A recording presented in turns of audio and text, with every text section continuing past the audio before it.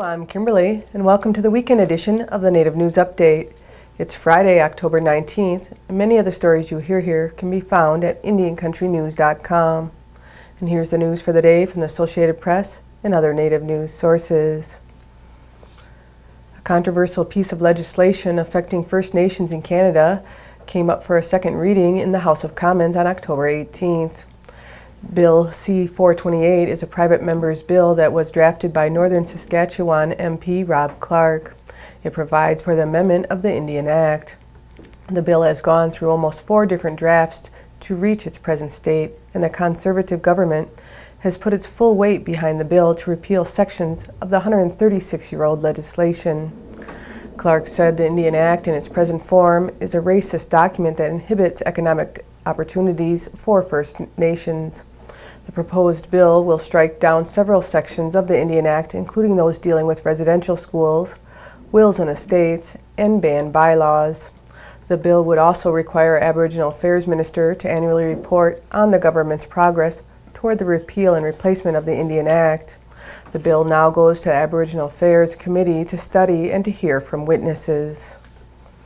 For the first time ever, Cherokee Nation is issuing photo tribal citizenship cards. More than a year of planning and design was required to transform the tribal citizenship cards, also known as the blue cards, into photo IDs.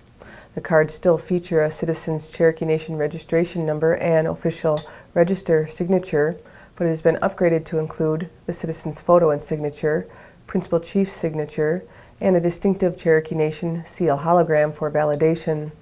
Citizens may also opt for their official Bureau of Indian Affairs certificate degree of Indian blood on the back.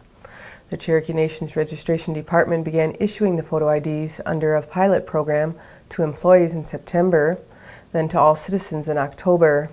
In an effort to help with issuance of the IDs, mobile units will be dispatched to local and out-of-state communities with large populations of Cherokee citizens. The current out-of-state schedule is as follows: October 27th, Thousand Oaks, California; October 28th, San Diego, California; November 10th, Tucson and Phoenix, Arizona; and November 11th, Albuquerque, New Mexico. As more dates are scheduled, notices will be sent out. For more information, you can contact the Cherokee Nation Registration Department at 918-458-6980 or at registration@cherokee.org. In its continuing effort to provide opportunities for the next generation of tribal leaders, the Morongo Band of Mission Indians has awarded $40,000 in college and graduate school scholarships to 4 Native American students from across California. The 8th annual Rodney T. Matthews Jr. Scholarship is unique among tribal scholarships in that it is open to any enrolled member of more than 100 federally recognized tribes in California.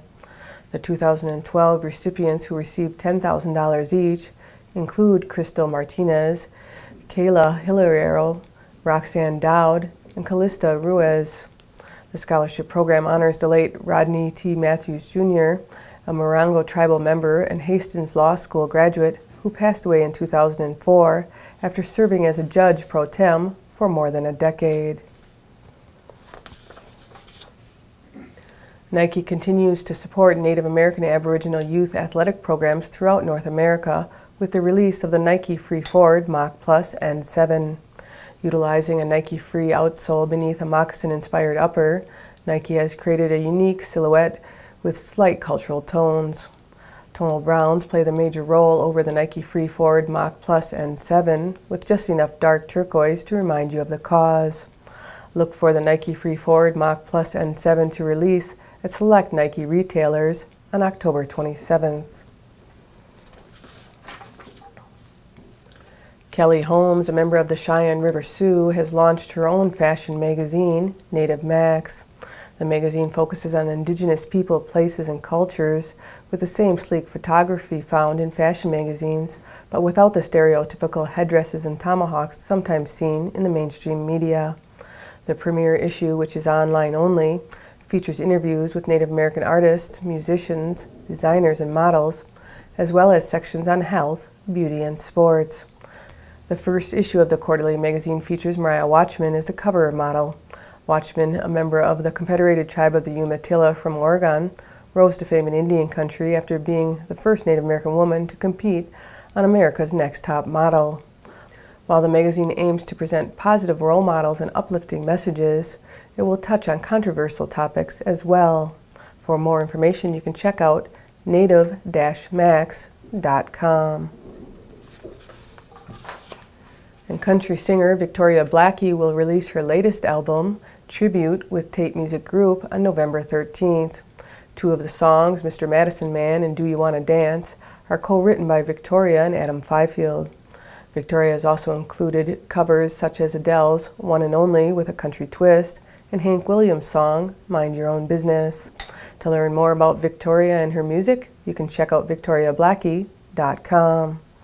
And that's another roundup of news from Indian Country on this edition of the Native News Update. I'd like to thank you for joining me and have a grand day.